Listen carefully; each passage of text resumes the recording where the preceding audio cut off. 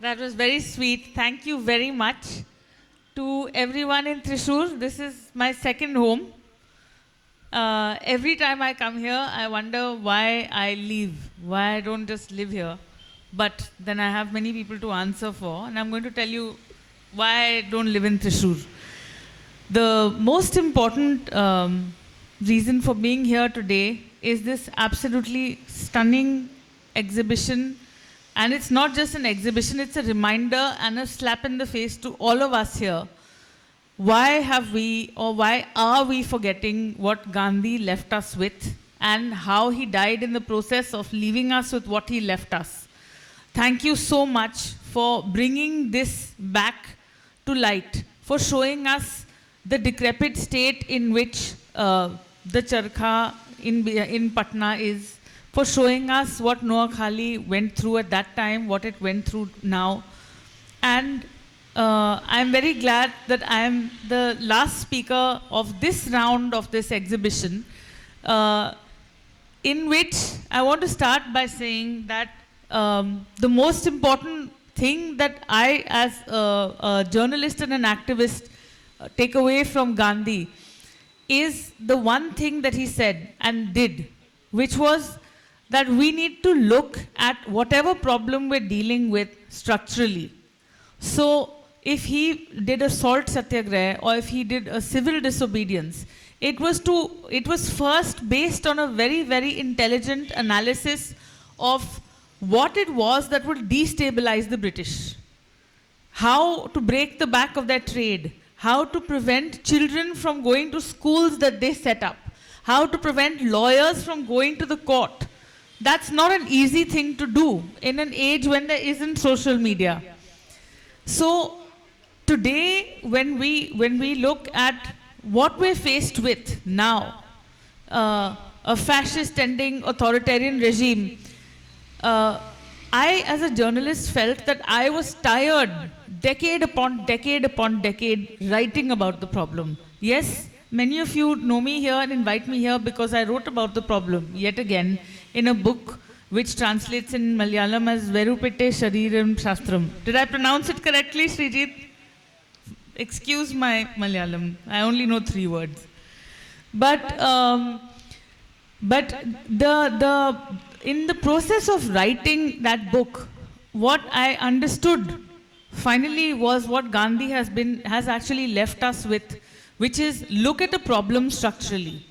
So if at that point of time he understood how to destabilize a trading empire, then we have to look at the problem structurally.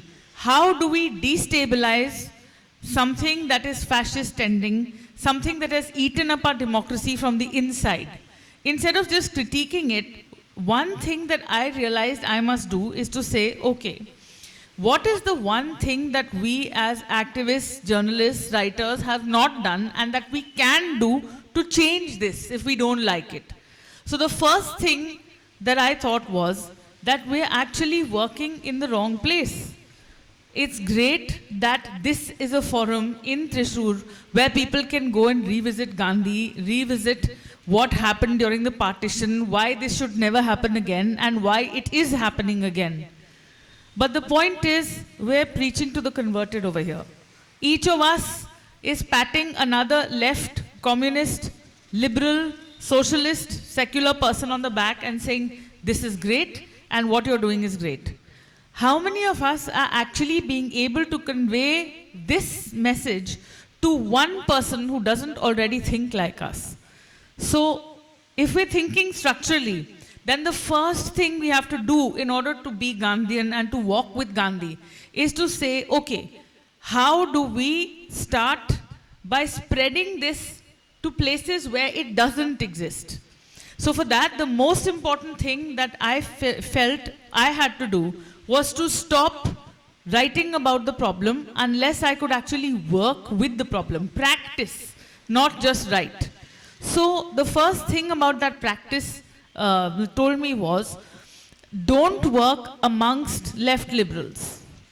Work within the spaces where these fault lines of communal violence, caste violence, and gender violence exist in a hardline way. So I relocated from Delhi, where I was born and brought up, to a place in Uttar Pradesh, which was the theater of communal violence that actually helped the current regime to gain power in 2014 and ever after. What is that place? That is a district called Shamli. Shamli and Muzaffarnagar in 2013, before Modi won the 2014 historic election, is a place where a riot was engineered. There was violence between Muslims and Hindus that took place in a village in Muzaffarnagar, and that violence was given a communal twist. Now, we all know how this story plays out. The right wing looks for opportunities like this, and then they find people who they can hang their story on and say, Hindu khatre mein hai. The Hindus everywhere are in danger. Now they must go after Muslims. Because at that point of time, in 2013, the government in Uttar Pradesh was not a BJP government. It was a Samajwadi Party government. The Samajwadi Party government arrested Hindus and Muslims for this particular violence against a young girl, in which the young girl was either molested or raped. The facts are not entirely clear. But people were dead. Muslims were dead. Jat Hindu boys were dead.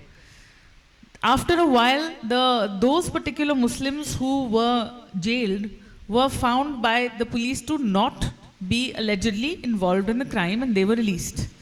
That was used by the Sangh to say, this is a Muslim favoring government and we need to throw them out, and Hindu mobs must gather everywhere. So Hindu mobs gathered everywhere, and all of Uttar Pradesh, which sends 80 seats to India's parliament, which is the largest, it's the most populous state, and it sends the most number of seats to the Indian parliament. So when all all across Uttar Pradesh, people, Hindus, began to feel that different castes, which normally vote for different parties, sometimes the Samajwadi Party, sometimes the Bahujan Samaj Party, sometimes the RLD, different parties, started to vote together because they found a common enemy. So this is an age-old trick that this regime has used in the past. So the new theater of war, if Gandhi had to go on fast twice between 1946 and 1948, just before India was independent and just after India was independent because of the partition riots, then the new Noakhali, which this exhibition shows you, was perhaps Shamli and Muzaffarnagar. So in this northern Indian, these twin districts, Muslims were pushed out of their homes. There were women that were raped. In the years that followed, the cases began to thin out. The media interest in those cases waned, and most of the rape victims were threatened by the perpetrators to take their cases back. And only one of them persisted with her case. I've met her. She's had to flee from her home and she's had to change her residence many times. Now, this is a place that one needs to work in. And one needs to work not with the victims. One needs to work with the people who say Hindu khatre mein hai. One needs to work within caste groups that feel that if they don't support the BJP, they are in danger. So the work that needs to be done, if one has to adopt Gandhi in today's times, and one has to walk with Gandhi today, I felt that one solution was not to sit in one's own ivory tower and write about it, was also not to sit amongst like-minded people. Because think about it, it's a very simple mathematical proposition. If I talk to you and you talk to someone who's like you, you're closing that circle. You're not spreading your ideas further. By definition, in order to spread your ideas to where the ideas are not, you need to talk to people who are not like you, who don't like your ideas, who don't want your ideas. So you have to go to areas where people don't accept these ideas. And so that was the first thing, thinking structurally and dislocating oneself from one's comfort zone. If one really has to be Gandhian, Ambedkarites, lots of people I know and love critique Gandhi for being too middle class, for being casteist. And they say that he was a Hindu banya, and that's why India is where it's at today. But that is to actually, even all of us who say this don't realize that we're also being comfortable Hindu middle class people, too scared to get out of our comfort zones. If we really want to practice the politics that we believe, we have to practice it in a place where it's not comfortable to speak, where that politics doesn't exist. What is the point of your idea if you can't transmit it to one other person who doesn't think like you? Is there any point to the idea? Have we learnt anything from Gandhi at all if we can't do that? Gandhi displaced himself. He could have stuck in London. He could have come back. He could have practiced in Gujarat. He could have practiced at the bar in Bombay. But he didn't. He went and set up ashrams in Wardha in Maharashtra, in Sabarmati. He went to Bengal. He went to places. He lived amongst. He was casteist to start with, but then he started to live in Harijan colony. How many of us can live in a Harijan colony? How many of us have a diverse population of friends on our mobiles, on our Facebook, on our WhatsApp groups? And is that diversity only accidental, or is it deliberate politics? How many of us are practicing those politics? Is a question I asked myself. I wasn't practicing it. I was only talking about it. So then I decided that I wanted to go and live in a place like Shamli and try and see if it's possible to work amongst people who are not like me. But working amongst people who are not like me also made me realize I was still being very casteist and classist. Because I went and set up an organization in Shamli and I said, oh, I've come to improve the right wing. I've come to change them. What am I doing? I'm doing exactly what most of the development sector anywhere in the world does. Carries the white man's burden. Says, I am the big sahib or mem sahib. I've come to change you. You're stupid. You're vulgar. You're right wing. You're an idiot. Fuck you. You think like this. And in doing that, what are we really doing? We're actually promoting ourselves, elevating ourselves, and not understanding that the people we want to work with whose ideas we don't like, we want them to automatically shed those ideas. And in doing that, we are actually discriminating with those people and not recognizing that the reason they don't practice those ideas is because they don't have the benefit of the education, of the exposure, of the political ideas that some of us have. So, if we want to work with them, we have to learn to walk towards them first and not get them to walk towards us. So the first thing, and this is also a Gandhian practice, because very often Gandhi was asked in his ashram, even at the Tolstoy farm, and even when he came to India, why are you allowing so-and-so into your ashram? They've killed someone. So he said, I am not going to label someone a murderer. I feel everyone has a chance to change. People who attacked him, he welcomed them back into his ashram and into his politics. So the thing that we've got to learn actually is I felt that to be structural was a very hard thing. It's not easy to actually go into an area like this and question oneself and then say, okay, so I want to work in an area which is right wing. I want to change the way people here think. How do you do it? So the first thing I did was I ended up meeting someone who had much better ideas than me and who became our chief strategist. We set up something called the Sarfaroshi Foundation. Sarfarosh means, it's a Persian word, and we are using Persian words, putting Persian words back into Hindustani or Hindi, because guess who's taking all the Urdu and Persian words out and Sanskritizing our Hindi? So I said, let's put the Persian words back. And Sarfarosh is a word that the revolutionaries in the 1920s used. Sar means head and Farosh means seller. So somebody who sells their head for a cause. And who did that? Who were people who used that song in the 1920s? सरफरोशी की तमन्ना अब हमारे दिल में है, देखना है जोर कितना बाजुए कातिल में है. These are the revolutionaries, Bhagat Singh, Ashfaqullah Khan, Sukhdev, Rajguru. And they used a revolutionary song from the 1920s and threw a bomb into the British Parliament. And when they threw that bomb, they threw it in a place where no one would get hurt, but that they knew they would be tried and hanged for this crime at the ages of 22 and 23. At the ages of 22 and 23, these young boys decided to give up their heads. And in order to, because they knew that once they give up their heads, they will end up going to jail and there will be a court case, and the court case will make headlines. And it is for those headlines. So they are actually the first crowd funders of this country. They were early crowd funders. They wanted a crowd. They wanted people in the newspapers to read their speeches. So they threw a bomb and got themselves hanged.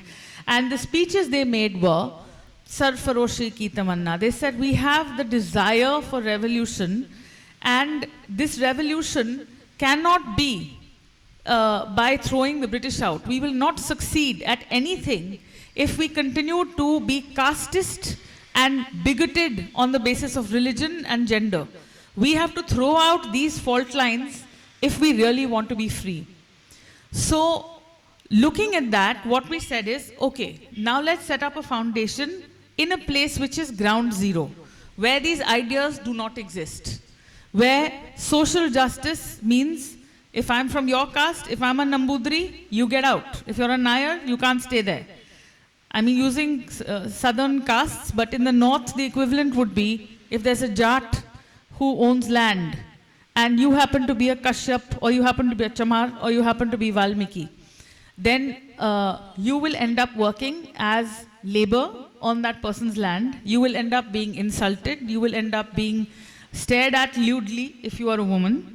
And you will end up being in debt to this person because he will never pay you enough. And then because you're in debt to this person, eventually you become slave labor or bonded labor for this person. So when you are bullied by a caste in that region, what do you want in order to feel better? You want that caste to suffer. And so you go to a bigger bully. And who's a bigger bully than the land-owning caste? The government, the BJP. So many people in this region are allies of the BJP, not because they hate Muslims, but because their existence depends on squishing the authority and control of the caste immediately above them.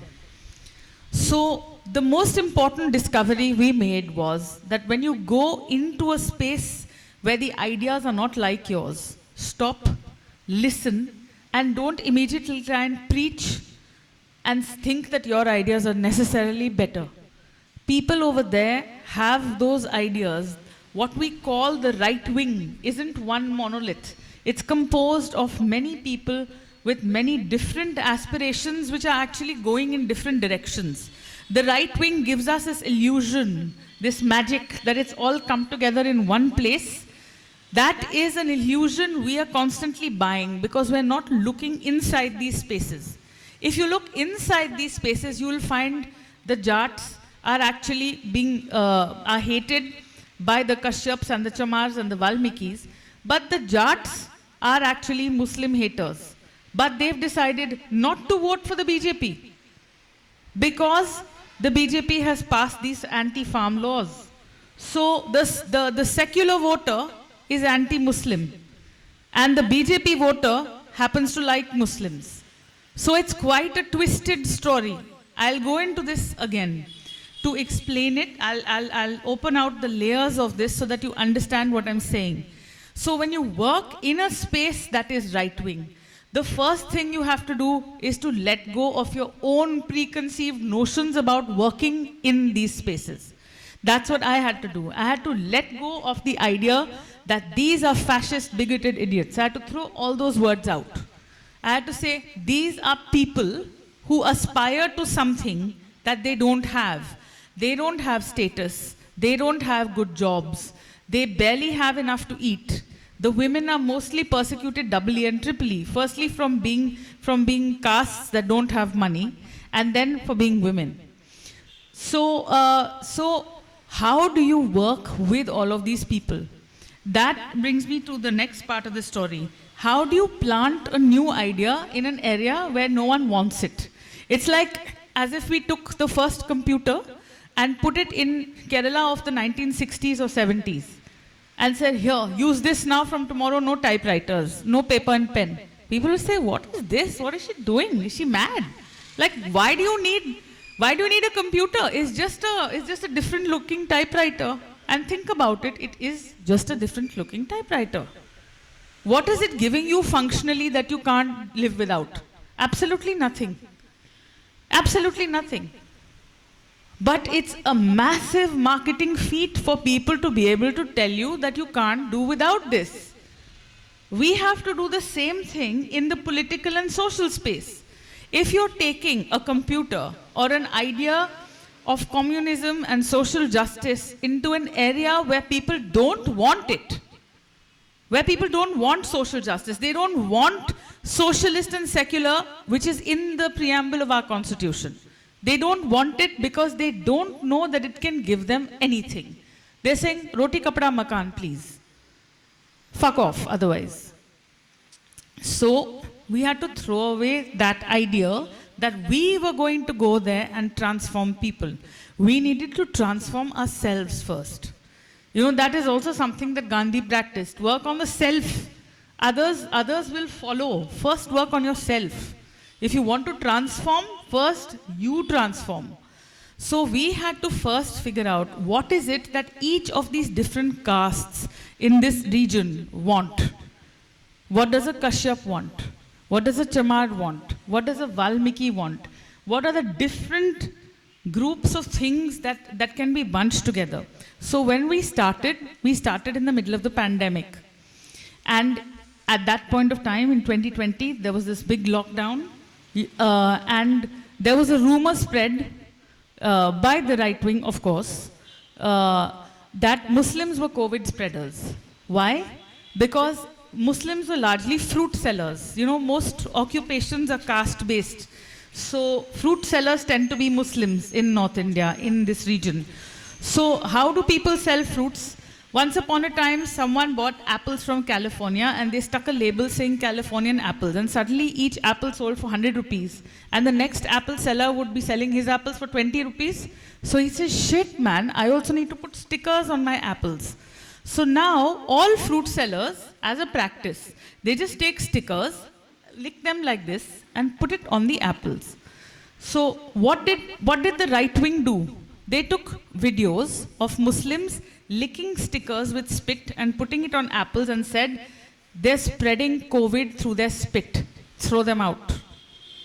So Muslims were not allowed to sell fruits during COVID. That's the atmosphere in which we started the Sarfaroshi Foundation. We said, okay, the statistics during COVID, even now, if you look at the pandemic statistics, you will find something quite interesting.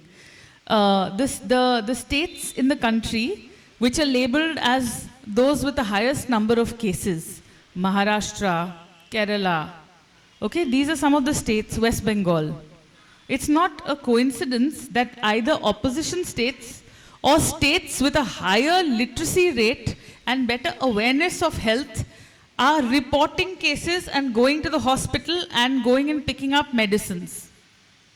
Whereas places like UP are not on the list of the highest cases because no one's going to a hospital. Because guess what? The village sub-center health system is entirely broken. So people a statistic. So we said, if we are starting something where we want to spread these kind of ideas, first we have to listen to what people want. And what people wanted was health. Very basic. So we did a long research program and we said, what can we provide to people that the government is not giving them and how do we make it happen? So we talked to everyone, from people who set up the Ayushman system, to bureaucrats who headed the health ministry, to the ASHA worker and the A&M at the village primary health centers. And they said that, you know what we want is, until the government can repair the broken health system and people are dying in their homes, let's give people free hospitals, free medical camps. So what we did is, we ran a signature campaign across 64 villages. And we just told people, would you like the district magistrate of Shamli to say, please madam, can you set up a free health camp until such time as you can repair the health system? Because right now we don't have a hospital, we don't have any place to go. And we are dying in our homes. And that is a fundamental violation of our fundamental right to life. So we went to the district magistrate before we launched the campaign. And we said, madam, if we launch a campaign like this, will you set up health camps? Because we wanted this campaign to succeed. So she said yes. So we ran this campaign. The people who agreed to run the campaign and went door to door collecting signatures, mostly women by the way, because mostly women take the lead when anything new is happening in this country. So these women went from one house to the other, getting signatures. Sometimes they were pushed out. They said, what is this? This is bullshit. Some places. So in 43 villages, we collected signatures, and we collected 61,000 signatures. And we went with these to the district magistrate. The district magistrate said yes. Now, there was no hospital in Shamli at this point. So what the district magistrate did was to call people from the Rotary Club and the Lions Club and a lot of these people who had private hospitals, and she gave them an order. She said, you will conduct free health camps and you will conduct them where Sarfaroshi tells you to. So for some reason, whatever the reasons may be, we don't know, she agreed to conduct these health camps. And so private practitioners ended up coming and setting up these health camps in village after village. Now, let's zoom in to one of the leaders in one of these villages. Let's say a village called Makhmulpur, where Adesh, who comes from the Valmiki caste, decided to get all the signatures. So she led the camp.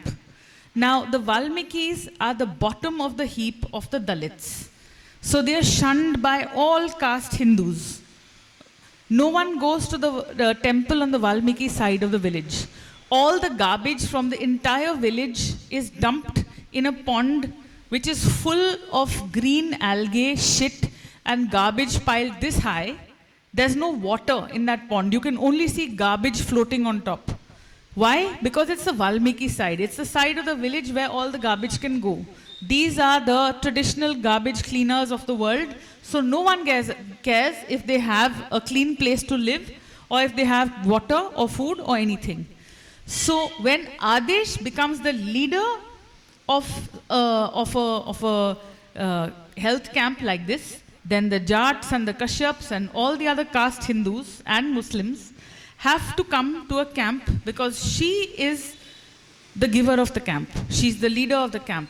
So we have a huge hoarding made 6 feet by 10 feet with Adesh's photo on one side and the district magistrate's photo on the other side. So this means that whoever wants to come and get free medicines, free diagnostics, has to come because Adesh has held this camp. So suddenly, Adesh begins to get power and aspiration.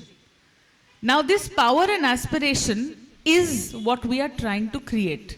But we then tell Adesh, now form a team of all the castes in your village.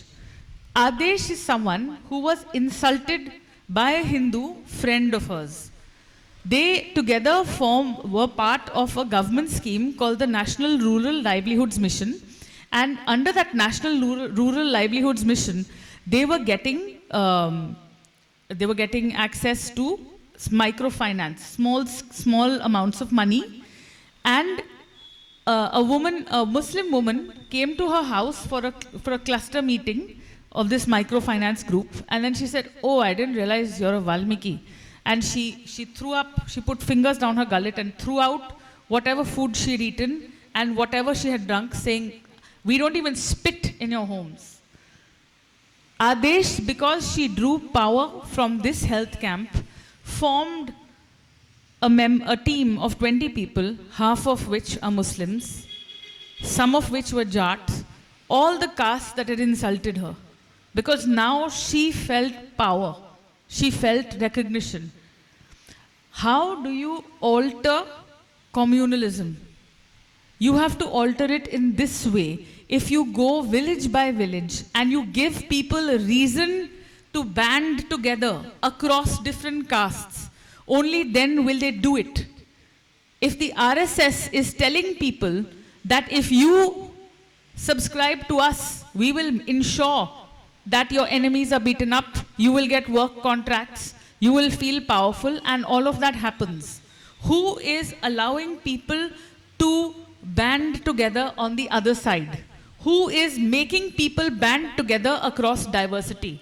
Who is building diversity as a powerful tool to make sure that people break out of their existing ivory towers and caste and communal silos?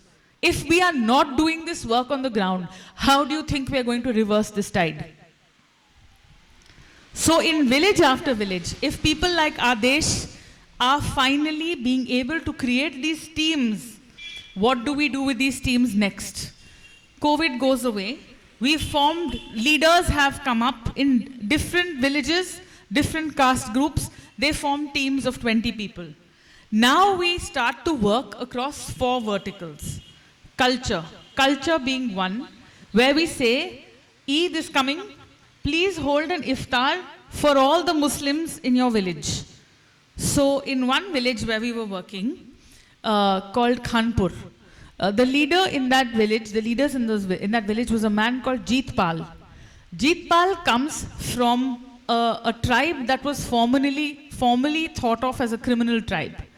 Now, when the British were ruling us, the 1857 revolt happened, and during the 1857 revolt, many nomadic tribes, the British were scared that they might cause another unrest. They felt that these were people who could were couriers of information to the revolutionaries. They were spies. So they said, now let's write a Criminal Tribes Act. And they wrote the Criminal Tribes Act of 1871, in which they confined all these criminal tribes to internment camps. They said, now, if you are born in this tribe, you are declared a criminal at birth. So the Bavarias were one such criminal tribe. After the British went away, India got freedom in 1947. The criminal tribes continued to remain in jail for another 6 years. They got freedom in 1953. They have 6 years of freedom, less than the rest of the country. And they continue to be picked up. Whenever there's a crime and a police person wants to pick on people, they pick on people who they consider criminals. And they often pick people on the basis of their caste, and those are usually people that were labeled as criminal tribes. So many Bavarias have spent their childhoods going to jail, being kicked around, women and children being picked up by the police. So they are there is a very shaky sense of self that they have. So they are natural allies of the BJP and the Sangh Parivar, because the Sangh Parivar makes them feel strong. The Sangh Parivar also has helped them figure out an origin story. And if you look at many tribes and castes in the country that we label as people who ascribe to the right wing, they have all been given origin stories where they are told, at one point of time, you were part of Shivaji's army. You were actually like a Rajput. The Bavarias are like Rajputs. You ask the Kashyaps that, they say, हाँ, हम भी Rajput कभी थे. So you ask the Bhils that in Gujarat, they also say we were Rajputs at one time. Why does everyone want to be a Rajput? Because the Sangh Parivar has made that a sexy aspiration. And then they have told everyone, once upon a time you were Rajput, once upon a time you helped Rajputs, once upon a time you helped throw the Mughals out. So now they have an origin story, and that gives them a sense of pride. On the other side, how much work on castes has the left done? We all know the answer. 0. Because the left doesn't look at castes. So there is a lot of work to be done if we really want to understand how the Bavarias and why the Bavarias are attracted to the right wing. So when we started with this village and we asked all the villages that we were working in to hold iftars on Eid. These are people who had held the health camps. They became our leaders. They said we want to be part of Sarfaroshi. But they didn't really understand what values we were asking them to subscribe to. So Jeet Pal and the other people from the Bavaria community, we used to go to their village and we used to sit under posters of the founders of the RSS, Hegdewar and Golwalkar. For 3 years, we sat under posters of Hegdewar and Golwalkar and had meetings. And not once did we say, well, think about these ideas, think about the RSS. Not once. We just said, can you hold an iftar for Muslims? Jeet Pal and Shiv Kumar, 2 Bavaria leaders from 2 villages, Ahmedgarh and Khanpur, they held an iftar for Muslims. They suddenly realized what an iftar was.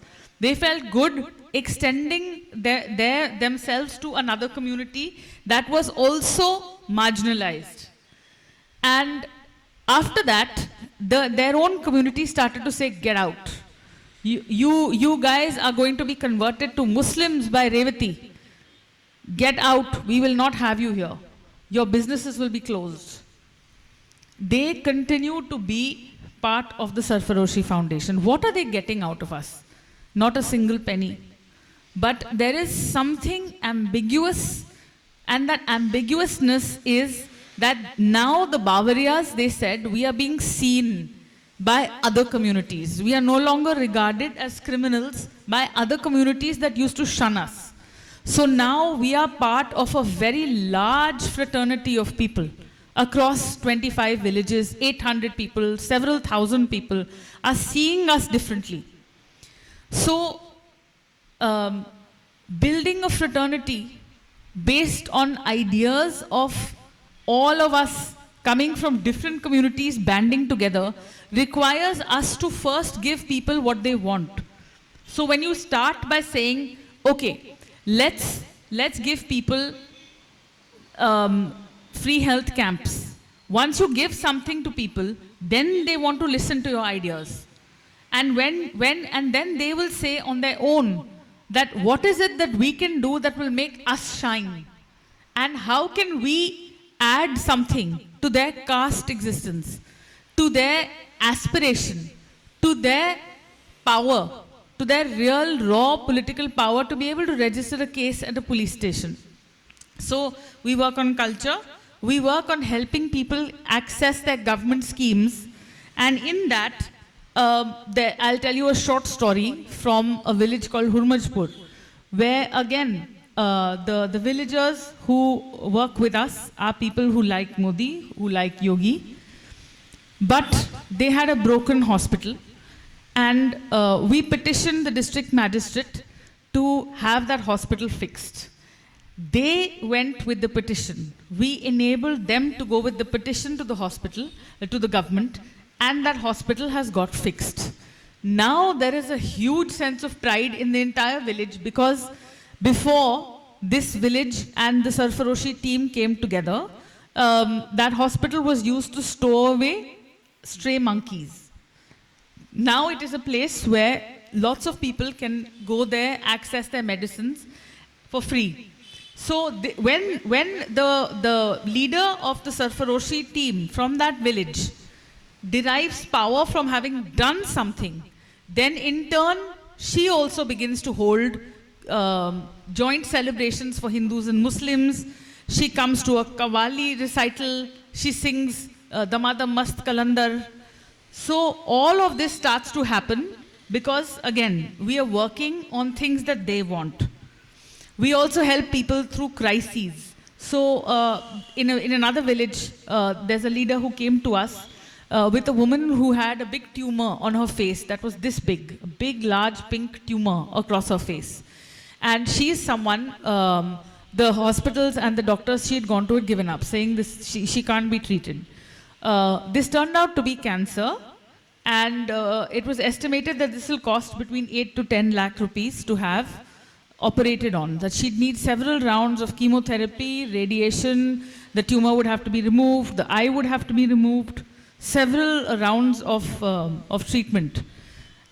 We ran a crowdfunding campaign, and in less than 20 days, we raised the 10 lakhs, and she's now cancer-free. And that village has done a lot of work, and there is a very strong stickiness to the institution. But the institution like this, if I was to go on giving you examples, the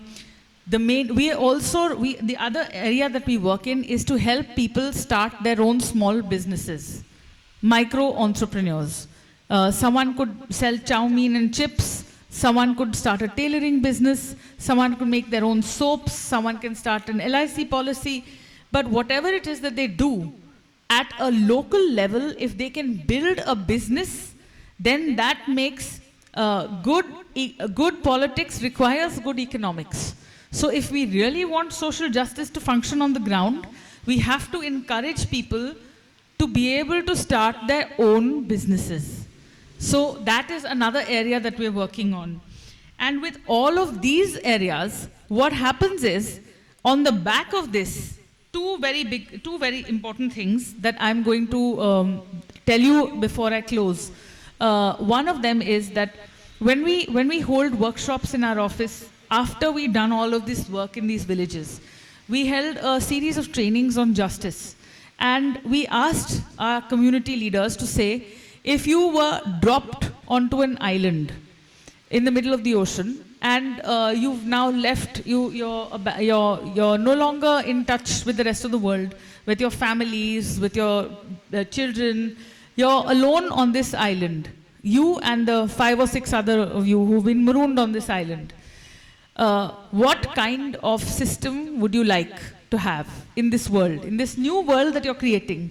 What is the kind of system? Now, this is ground zero. This is not, these are not people who've been to school and college. These are not people who know of the words market, free market, democracy, capital, social, socialist, secular, communist. They don't understand any of this. So it's ground zero as far as these ideas from the conventional philosophical spaces. They don't have that.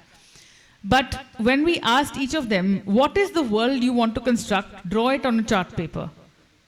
Each team, and we did this exercise 9 times, each team said, we want a world in which there's free education, free housing, free hospitals, and free food for everyone. So without saying it, they actually wanted, what was the most natural response on ground zero that we found from all of these people? It wasn't, we want a market economy. It wasn't, we want to set up shops to earn profit. They wanted free things for everyone, basic common minimum. So they wanted a socialist state. So the most natural response on ground zero was a socialist state. And after 5 years of working in these areas, I am going to end with the story of a young boy called Kuldeep, who comes from a village called Lisard. Lisard was the epicenter of the communal riots that I started this talk with. In Lisard, all the Muslims were driven out overnight during that communal riot of 2013, the pogrom against Muslims. In Kuldeep's village also, all the Muslims were thrown out. Kuldeep comes from a working class family from an OBC Kashyap caste. So when the Muslims were thrown out, basically his working class family had the first ever opportunity to buy land from a fleeing Muslim at throwaway prices. Because before this he could never afford that. So Kuldeep buys land from this Muslim. Kuldeep's family buys land at a throwaway price, only to find that they have been duped. This Muslim has sold this land earlier to someone else. So what happens? Someone who actually in any case has been brought up on a diet of not liking Muslims has a very real reason to hate them, because now this Muslim has duped them. Now Kuldeep starts to come to Sarfaroshi meetings and he's asked to hold iftars on Eid. So he says, oh, there's only one Muslim in my village, let me call him for a party of samosas at 4 p.m. So then we had to explain to him, Kuldeep, this is the month of Ramzan, they're fasting. They will not break their fast till 7 p.m. and first they have to start with water. So he had no idea that the Muslims in his own region, that this is a festival, this is the way it's celebrated, because Eid, Ramzan are still not mainstreamed. How many government schools have holidays on those days? How many films do you see where this is a mainstream idea? So he had no idea how an iftar is to be done. So he did an iftar 1 year, the second year, the third year, he did Diwali celebrations. I told his story at a literary meeting in Kasauli to Gandhi's grandson, to Rajmohan Gandhi, and Rajmohan Gandhi had tears. I came back and I told Kuldeep that story, that do you know that Gandhi's grandson knows what you've done? And he had tears because his grandmother had just died. But then, in August, on the 1st of August, we turned 5. And we were making films in all the villages that we work in. And we went to Lisad, and we were filming with Kuldeep. And while filming with Kuldeep, we said, why don't you and your team, who now you have a syncretic team, let you and the 3 other boys in your team, Sachin and Sumit, let's go to the madarsa at the edge of your village, which was desecrated, burnt, and vandalized during the pogrom against Muslims in 2013. He said, no such thing happened. I was a kid at that time. Nothing like this happened. This is just rumors. It's all bakwas. So I said, no, let's come. Let's go to that madarsa. So we went to that madarsa. And we walked through weeds. The building was in ruins. And I knew what to expect because I had gone there with one of our funders a few months before. So I said, Kuldeep, how do you feel standing in this desecrated madarsa? So he said, I feel very good. I feel very normal. This is my village. What is there to feel? This is my home. So I said, no, but one religion and one section of people have been vandalized. The religious place where they are taught the basics of their religion, that place, a holy place, has been desecrated. So he said, no, this is all, this is just rumors. I said, do one thing, come with me. And at the entrance of this madarsa, there's a wall. Why don't you read what is inscribed on that wall? Just read it out aloud and tell me what's written on that wall. So Kuldeep, Sachin and Sumit go up to that wall. And what is written on that wall? Pig, motherfucker, Muslims, Muslim motherfuckers. All of this is written on that wall. So suddenly the colors drained from their faces and they are shocked. And they say, no, this is terrible. We can't possibly read this out. Anyway, you can read it, you can see it, it's captured on your camera, you can see it.